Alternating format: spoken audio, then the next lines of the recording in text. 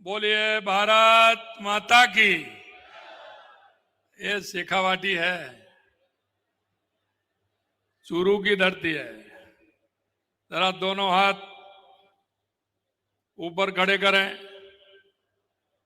अरे पंजा मत दिखाइए भाई, ये पंजे ने ही तो देश का बर्बाद किया है। पंजे को मत, मुट्ठी बांधी है हनुमान जी की मुष्टि का पीछे तक, और जोर से बोलिए भारत माता की, भारत माता की, भारत माता की।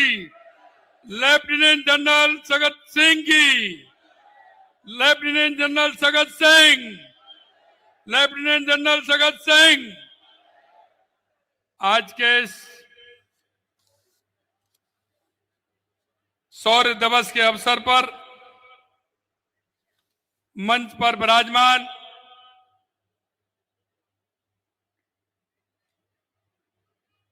हमारे माननीय लोकसभा के अध्यक्ष,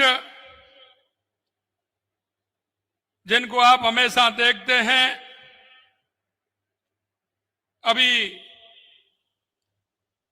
आपने उनको सुना, ऐसे माननीय ओम बिड़ला जी, और हम सबके श्रद्धेय, जिन्होंने राजनीतिक जीवन में चूरू, सीकर, झुंझुनू नहीं पूरे राजस्थान में एक एक कार्यकर्ता को खड़ा करने का काम किया। ऐसे हमारे सिक्किम के महामहिम राज्यपाल सम्मानीय श्री ओम माथुर जी, माननीय केंद्रीय कृषि राज्य मंत्री भारत सरकार श्री भागीरथ चौधरी जी, माननीय मंत्री सामाजिक न्याय और अधिकारिता विभाग और यहां के प्रभारी भाई अविनाश गहलोत जी, भारतीय जनता पार्टी राजस्थान के वरिष्ठ नेता, आपके अपने लाडले, जिनका हमेशा एक नीचे के कार्यकर्ता से लेकर के सभी कार्यकर्ताओं से जिनका संजीव तरह से उनका परिचय रहता है, हमेशा वो काम करते हैं। ऐसे आपके बीच के नेता, आपके नेता सम्मानीय राजेंद्र राठौड़ जी,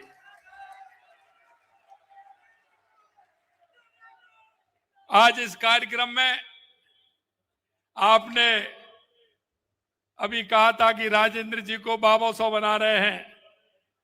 भाई हम ये बाबा सौ नहीं, अभी अगर हम ये कहेंगे तो मंच पर हमारी भाभी जी भी विराजमान है,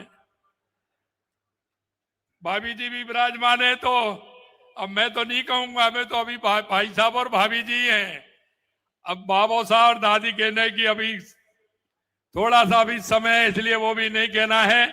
पहली बार मैं देख रहा हूं मंच पर श्रीमती चांद कमर राठौड़ जी, हमारे विधायक हरलाल सारण जी, हमारे डी कुमेर के विधायक शैलेश सिंह जी, हमारे पार्टी के जिला अध्यक्ष बसंत शर्मा जी, राजेंद्र नायक जी, रामगोपाल सुतार जी, हमारे पूर्व केंद्रीय मंत्री सुभाष महरिया जी, लोकसभा के हमारे प्रत्याशी देवेंद्र झाझड़िया जी, विधानसभा संयोजक पदम सिंह जी, हमारे प्रदेश के कोषाध्यक्ष पंकज गुप्ता जी, प्रदेश कार्यकारिणी के सदस्य वासुदेव चावला जी, पराक्रम जी, राजकुमार रेणवा जी, खेमाराम मेघवाल जी, अवनेश महर्षि जी, श्रीमती संतोष मेघवाल जी, सुनीता पूनिया जी, और लेफ्टिनेंट जनरल सगत सिंह जी के पुत्र कर्नल रणविजय सिंह जी, और मेरे सामने बैठे इस चूरू क्षेत्र के पूजा योग बुजुर्गों,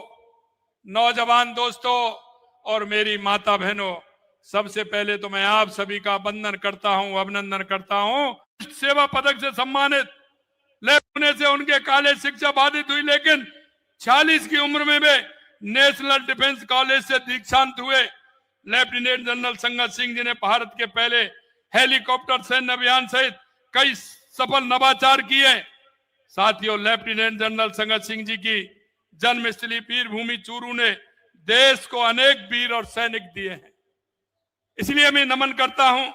मेरे भाई और बहनों, लगातार हमारी सरकार चाहे हमारी केंद्र की सरकार हो या राज्य की सरकार हो, सैनिक कल्याण के लिए लगातार काम कर रही है। हमारी सरकार ने सेवानिवृत्त सैनिकों और शहीदों के परिवारजनों के कल्याण के लिए पूरी तरह सजग है। इस दिशा में हम लगातार काम कर रहे हैं। हाल ही में हमने डीडवाना कुचामन में राजस्थान के पहले एकीकृत सैनिक कल्याण परिसर की स्थापना की है, जिसमें पूर्व सैनिक और उनके आश्रितों को जिला सैनिक कल्याण कार्यालय, कैंटीन, चिकित्सालय और शहीद स्मारक से संबंधित सेवाएं एक ही परिसर में उपलब्ध कराई जाएंगी। हमारे जवान देश की रक्षा के लिए अपने घर से दूर तैनात रहते हैं। ऐसे में उनके आश्रित परिजनों को सुविधा देने के लिए यह केंद्र महत्वपूर्ण भूमिका निभाएगा। जल्द ही प्रदेश के अन्य भागों में भी इस तरह की केंद्र की स्थापना की जाएगी। आरटीडीसी के सभी होटलों, गेस्ट हाउसों में वीरांगनाओं को 50% और सेवारत एवं पूर्व सैनिकों को 25% छूट का प्रावधान हमने किया है।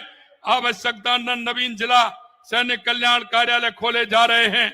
राजस्थान सरकार ने विभिन्न विभागों में रेस्को के जरिए कार्यरत पूर्व सैनिकों के मानदेय में पिछले 2 साल में 20% तक की बढ़ोतरी की है। द्वितीय विश्व युद्ध के पूर्व सैनिकों को मिलने वाली पेंशन 10,000 से 15,000 रुपए की सभी जिला सैनिक कल्याणों में मुफ्त कानूनी सहायता के लिए नालसा क्लिनिक खोले गए हैं। मित्रों, मैं कहना चाहता हूं, आज सभी को आपने देखा है कि कैसे हमारे वीर जवानों के महत्व के विषय में देश के यशस्वी प्रधानमंत्री नरेंद्र मोदी जी ने 1 रैंक 1 पेंशन को विगत सरकारों ने दशकों तक लटकाए रखा। हमारे प्रधानमंत्री जी ने, सरकार ने प्राथमिकता के साथ इसका निस्तारण किया। ये हमारे देश के यशस्वी प्रधानमंत्री नरेंद्र मोदी जी ने किया। कांग्रेस के नेतृत्व वाली सरकार ने घोटाले के अलावा कुछ नहीं किया। मित्रों, मैं कहना चाहता हूं, विदेशों से कम गुणवत्ता का सामान महंगी कीमत पर खरीदा जाता था, जिससे हमारे जवानों की सुरक्षा भी प्रभावित होती थी। हमारे देश के यशस्वी प्रधानमंत्री नरेंद्र मोदी जी ने मेक इन इंडिया का नारा देते हुए रक्षा क्षेत्र के में जो हथियार काम में आते हैं, छोटे से छोटा इंस्ट्रूमेंट से लेकर के बड़े बड़े तक आज पूरे देश के अंदर बन रहे हैं। हमारी सेना में जो हथियार काम आते हैं वो हमारे भारत के निर्मित हैं। इसलिए मेक इन इंडिया के लिए माननीय प्रधानमंत्री जी ने काम किया है। आप में से बहुत से लोग सैनिक परिवारों से संबंध रखते हैं। आप भली बात जानते हैं कि पूर्ववर्ती सरकार किस प्रकार राजनीतिक स्वार्थ के कारण सेना के बलिदान की अनदेखी करती थी, तुष्टीकरण की राजनीति करती थी। मैं कहना चाहता हूं मेरे भाइयों बहनों, हमारे प्रधानमंत्री जी ने युवाओं को विकास से जोड़ा, तो वहीं सशस्त्र बलों को अनुशासित कार्रवाई से, और आज नक्सलवाद की समस्या का समाधान हो गया है। स्वार्थ की राजनीति करने वाले आज कहीं भी कई भाषा तो कभी जाति का नाम बोलते हैं। मैं आपको एक और मैं कहना चाहता हूं, हमारे देश के यशस्वी प्रधानमंत्री जी के नेतृत्व में सेना द्वारा की गई उसी surgical strike, Balakot air strike, operation Sindoor पर सवाल उठाते हैं और विदेशों में जाकर भारत की छवि धूमिल करने वाले ये कांग्रेस और इनके साथी लोग किस तरह की बात करते हैं। लेकिन देश के यशस्वी प्रधानमंत्री नरेंद्र मोदी जी ने हर क्षेत्र में जिस तरह से काम किया है वो आपके सामने है। मेरे भाई और बहनों, मैं कहना चाहता हूं, जब 2.25 साल पहले हमारी सरकार आई थी, हमने राजस्थान का एक रोड मैप बनाया। उस रोड मैप बनाने के आधार पर हमारे सरकार चल रही है और हमारे देश के यशस्वी प्रधानमंत्री जी हर क्षेत्र में लगातार राजस्थान के अंदर काम कर रहे हैं। आपने देखा ERCP योजना हो,